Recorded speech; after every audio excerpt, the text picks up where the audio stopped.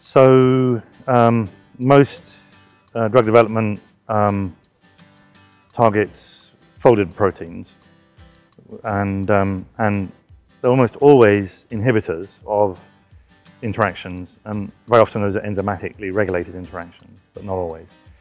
And so if you're going to target interactions, then in principle you could target protein motif interactions with globular domains. And we estimate about a third of the interactions we look at actually occur in a groove.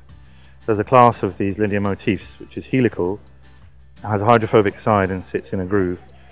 In one way those are attractive drug targets because as they're hydrophobic, it's likely you could get a small molecule into the cell because you also have to get over membranes and so on, and it may be the import system proteins actually bring the molecules in, but again, lots of those handle hydrophobic things. So we're interested in the idea that you could target these hydrophobic sites. Now, you then would have a problem whether you can make a specific enough small molecule that would actually work without targeting lots of other of these hydrophobic grooves. I mean, they do have to be different enough that different peptides don't confuse themselves, but it's likely to be an issue of specificity there. There is one famous example of such a target. None of this is my work, by the way, I shall talk generally, but there's a p53 destruction motif, which is one of these hydrophobic helices, and there's a class of small molecule inhibitors called nutlins, which can go in and block the destruction system from binding onto p53 and destroying it. And so there are drug trials of these nutlins going on. I'm not sure how successful they will be because I think p53 will probably tend to mutate. But there's no doubt that there's going to be some value to these drugs, even if they don't have some huge value, and probably drug trials of the nutlin working alone are not going to be very useful. You're probably always going to use them in multi-drug therapies. There's another class of molecule that can be targeted.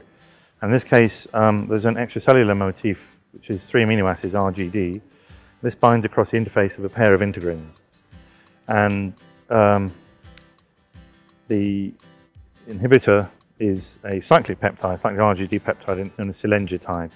But also drug trials being used there. Again, I would be surprised if it was very useful by itself, but there's certainly the cancer cells are using their integrins a lot, and so cancer cells that are using the right type of integrins, you might be able to slow down, but I would probably also expect that to be used in multi-drug therapy.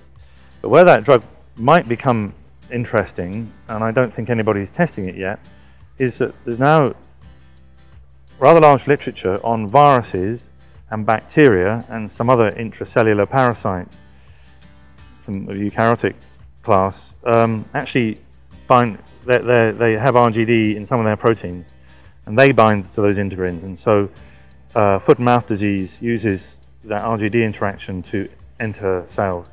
And I think it was the first virus where this was noted, but many more have been noted as well.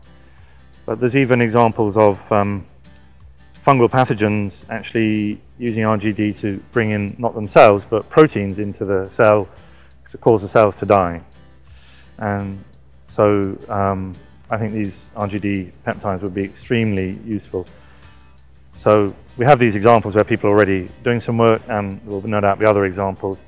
I don't see it as it's not going to replace standard classes of drugs, but it might add a few useful drugs in over time. So yes, I think it's an interesting question. Yeah.